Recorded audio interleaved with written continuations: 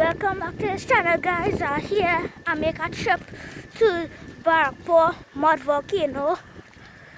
You're going to see the mud volcano right now.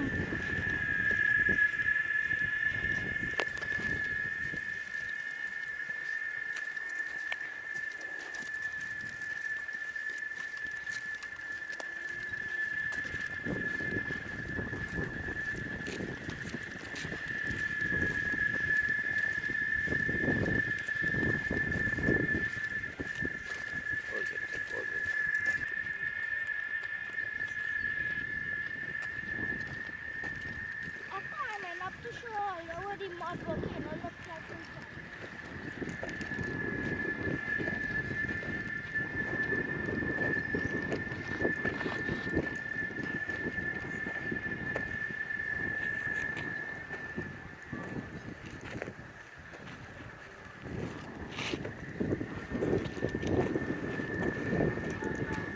Dry. It's dry right now, but it's dry, but I'm not sure how often it is here.